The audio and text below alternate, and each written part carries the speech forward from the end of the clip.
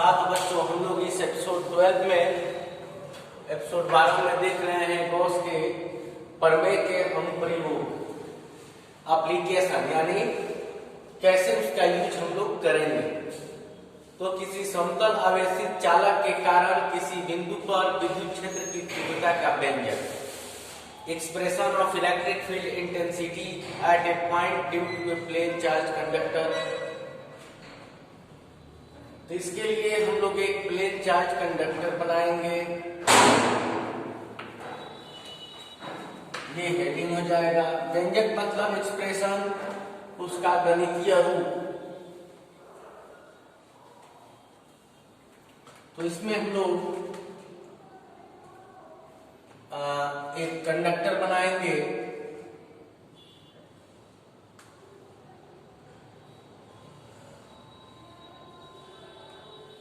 ऐसे बना सकते हैं।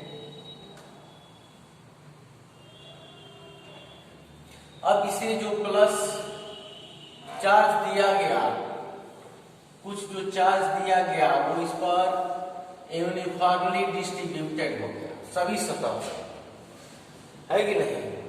ऊपर नीचे इधर उधर 4 2 6, है कि नहीं। तो 2 2 4 2 6, इसके 6 फलक हुए, तो इस पे ये यूनिफॉर्मली डिस्ट्रीब्यूटेड होगा। अब यहां कोई पॉइंट P मानते हैं, तो ये सभी जो साइड्स है इसका इफेक्ट इस पे नगण्य मान लेते हैं। मान लेते हैं कि बस यही एक जो सरफेस है इसका नाम देते हैं ABCD, इसी का इफेक्ट उस पर है। तो इस पर एक स्मॉल एरिया एलिमेंट DA की कल्पना करते हैं। तो चूंकि चार्ज यहाँ यूनिफॉर्मली डिस्ट्रीब्यूटेड है, तो इस प्लस चार्ज के कारण इस पॉइंट पर बाहर की ओर इंटेंसिटी होगी, तीव्रता जो होगी वो बाहर की ओर होगी। किसकी दिशा में? स्मॉल एरिया एलिमेंट की दिशा में होगी। तो यहां लिख सकते हैं कि late F is a uniformly charged conductor।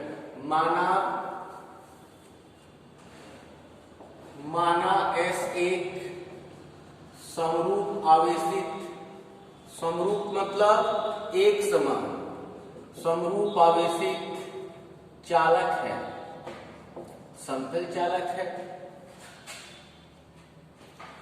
जिसके कारण किसी पॉइंट P पर इलेक्ट्रिक फील्ड इंटेंसिटी ज्ञात करनी है। ठीक है। जो आवेशित सतह ABCD के करीब है। आवेशित सतह क्या है? ABCD उसके करीब है, अतः इसी का ही प्रभाव होगा। अतः इस पर सिर्फ इसी सतह का ही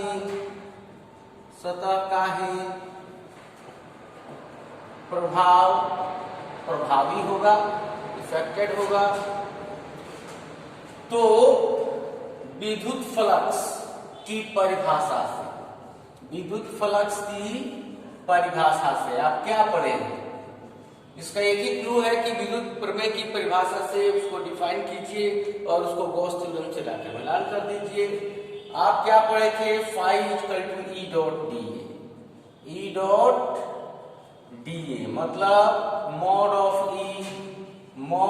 DA cos थीटा। तो phi equal to mod of E का E, DA और cos 0 डिग्री। क्यों? क्योंकि E एवं DA पैरेलल हैं, समानांतर है। एक ही प्लस अपने सेंटर से बाहर की ओर बल लगाएगा और इस पर लिया गया एरिया डीए भी बाहर की ओर होगा। जैसे कि मान लो कि ये चार्ज हुआ, कोई पॉइंट, ये कोई चालक है, चार्ज हुआ, तो इस पॉइंट पे इसका इफेक्ट देखना है, तो इसी सतह का इफेक्ट माना जाएगा और इस पे जो एरिया डीए लिया जाएगा वो इस पे नॉर्मली आउटवर्ड होगा। ठीक है, तो इस तरह से पैरेलल है। तो फाई इक्वल टू ई, तो ये डी फाई हुआ। क्या हुआ? डी फाई हुआ। क्यों डी फाई हुआ? क्योंकि सिर्फ स्मॉल एरिया एलिमेंट पर जो चार्ज है उसके कारण गुजरने वाला flux, small area element DA से गुजरने वाला फ्लक्स है, तो डी फाई ई डीए। तो यदि फाई उस कुल तल से गुजरने वाला फ्लक्स, डी फाई क्या है? इस स्मॉल एरिया एलिमेंट से गुजरने वाला फ्लक्स और एबीसीडी से गुजरने वाला total flux.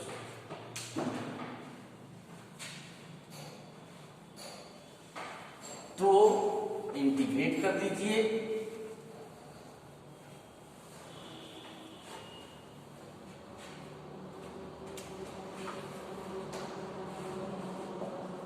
Integrating both sides, तो क्या हो जाएगा? डी फाई, अब जानते हैं डी एक्स का एक्स होता है, ई कांस्टेंट है, डी, तो फाई इक्वल टू ई। ये क्या बना?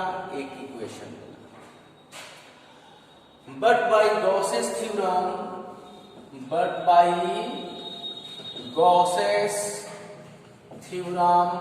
Phi equal to Q by epsilon naught.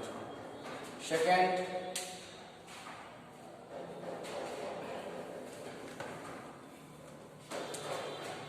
अब दोनों को आप बराबर कर दिए, इक्वेटिंग फर्स्ट एंड सेकेंड, तो ई ए बराबर क्यू बाई एप्सिलॉन नॉट। तो क्या मिला आपको? E equal to Q by A epsilon naught. अब इसे ऐसे भी तो लिख सकते हैं, E equal to Q by A और 1 बाई एप्सिलॉन नॉट। तो याद कीजिए क्यू बाई ए क्या था? सिग्मा था, क्षेत्रीय आवेश घनत्व, प्रति एकांक क्षेत्रफल पर उपस्थित आवेश की मात्रा, तो सिग्मा बाई एप्सिलॉन नॉट। ये इंटेंसिटी का परिमाण हुआ, मैग्नीट्यूड हुआ। अगर इसी को वेक्टर फॉर्म में लिखना चाहते हैं तो लिख सकते हैं सतह ए बी सी डी के तल के लंबवत बाहर की ओर इंटेंसिटी की दिशा, सतह ए बी सी डी के तल के लंबवत बाहर की ओर, सतह ए बी सी डी के तल के लंबवत बाहर की ओर। ठीक है, तो ऐसे इसका इंटेंसिटी हम लोग इसका एक्सप्रेशन दे सकते हैं। अब आगे एक और एक्सप्रेशन देखते हैं कि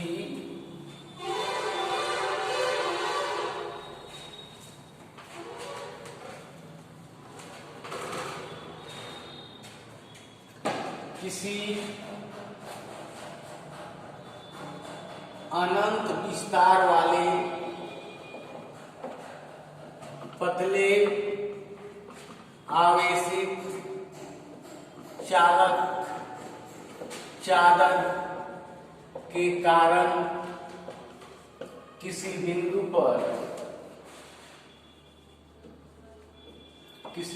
पर यानी वो बिंदु नजदीक ही हो, बिंदु पर या उसी सतह पर हो, विद्युत क्षेत्र की तीव्रता का व्यंजक।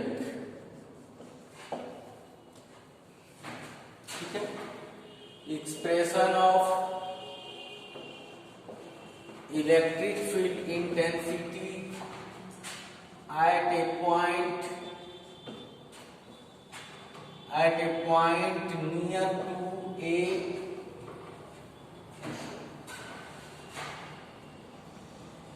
infinity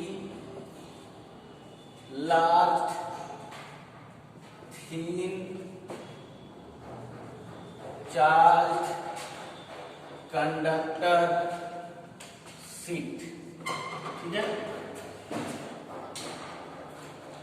जैसे कि मान लो कि ये पेपर है और पेपर बहुत पतला है। अब ये किसी तांबे का या ये एल्युमिनियम या चांदी या सोने का बना है, इसको कुछ चार्ज दे दिए, तो कुछ चार्ज दे देंगे तो क्या होगा, इसमें यूनिफॉर्मली डिस्ट्रीब्यूटेड हो जाएगा। ये चार्ज इस पर यूनिफॉर्मली डिस्ट्रीब्यूटेड हो जाएगा, यूनिफॉर्मली डिस्ट्रीब्यूटेड। ठीक है, अब इस सतह के कारण भी इस पॉइंट पर इफेक्ट होगा और इस सतह के कारण भी, क्योंकि ये काफी पतला है तो दोनों सतह पर जो आवेश है वो दोनों इस पे बल लगाएंगे। ठीक है, तो बस इससे दो गुना फ्लक्स कर देना है, दूसरा कुछ भी नहीं करना है।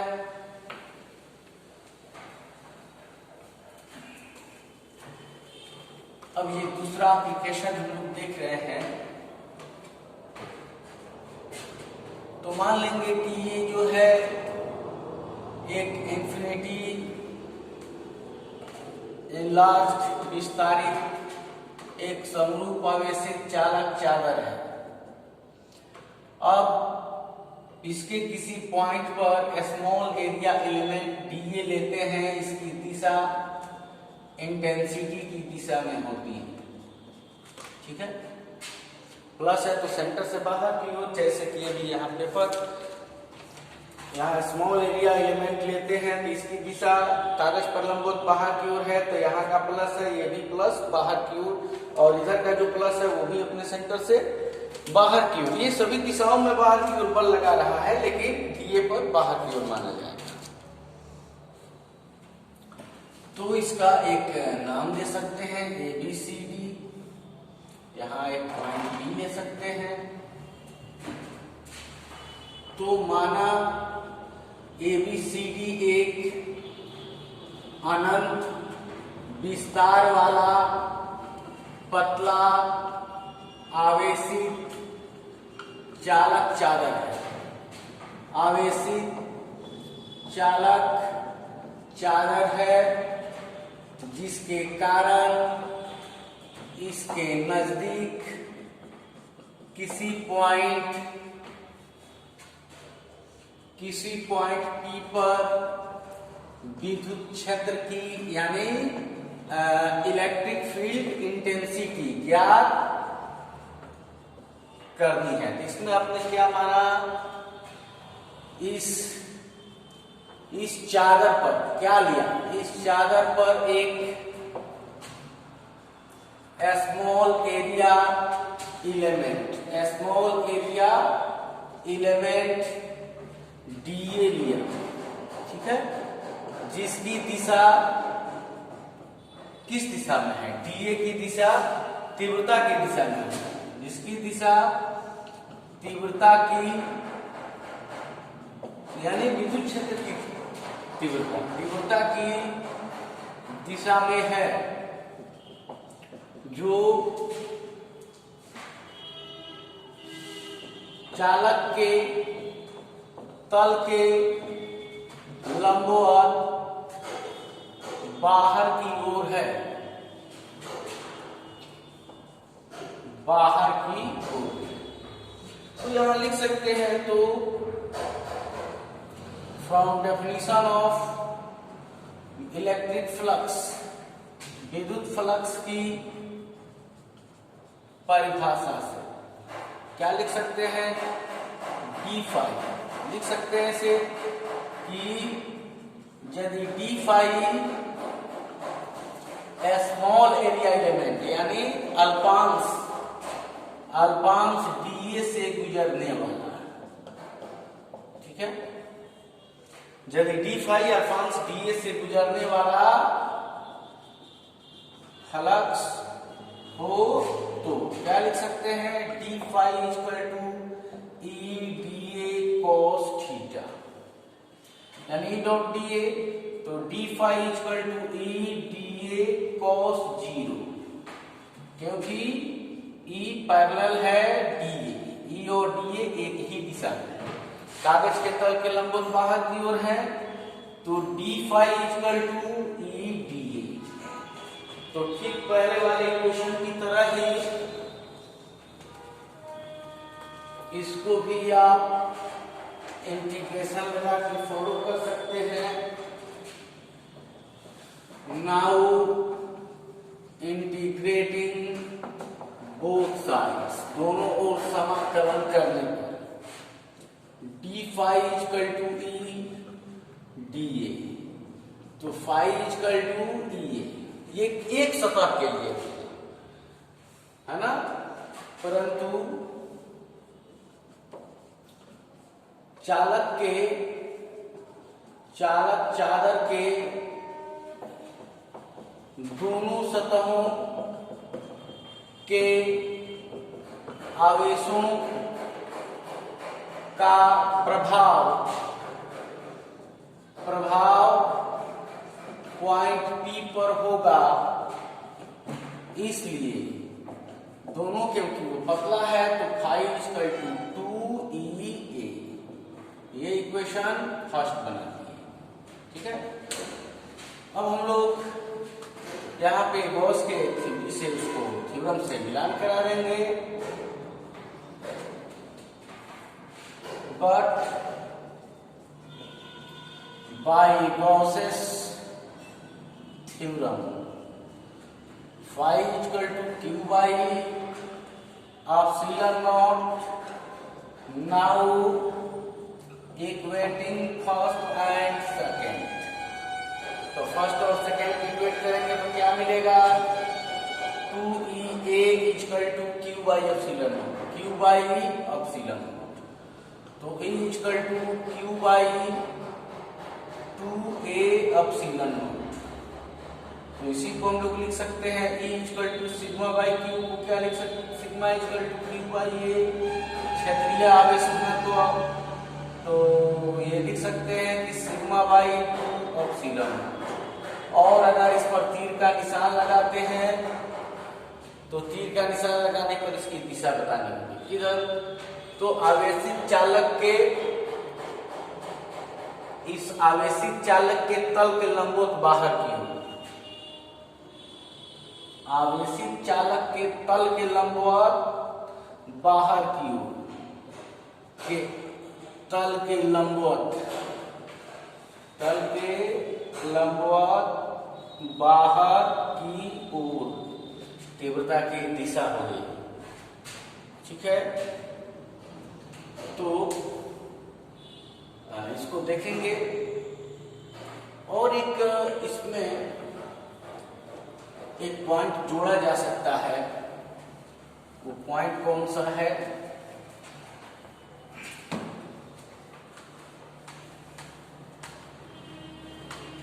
कि अगर दो आवेशित चालक हों पॉजिटिवली चार्ज, तो उनके बीच तो इंटेंसिटी 0 हो जाएगी, और एक अगर पॉजिटिव और एक निगेटिव हो तो उनके बीच इंटेंसिटी, एक जितना इंटेंसिटी से भगाएगा क्यू नॉट को, दूसरा उतना इंटेंसिटी से खींचेगा। तो यहाँ इंटेंसिटी कितनी हो जाएगी, 2 गुनी, यानी 2 गुना एक प्लेट के कारण कितना था, sigma by 2 epsilon, sigma by 2 epsilon, तो हो जाएगा सिग्मा बाई एप्सिलॉन।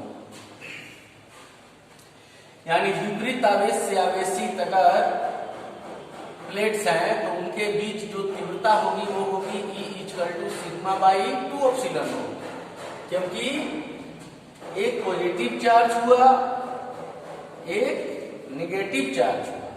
तो यहाँ पॉइंट P है, अगर यहाँ क्यू नॉट की कल्पना करें टेस्ट चार्ज की, तो ये जितने इंटेंसिटी से इधर भगाना चाहेगा वो उतना इंटेंसिटी से इसको खींचना चाहेगा। और ऑलरेडी आप जानते हैं कि एक पॉजिटिव आवेशित चालक चादर के कारण किसी पॉइंट P पर तीव्रता कितनी होती है, E equal to sigma by 2 epsilon.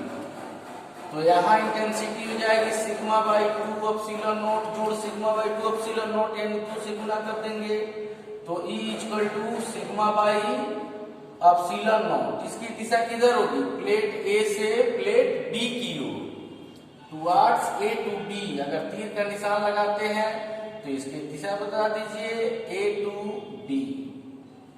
ये इंटेंसिटी की दिशा होगी। Thank you. अगले एपिसोड में देखेंगे हम लोग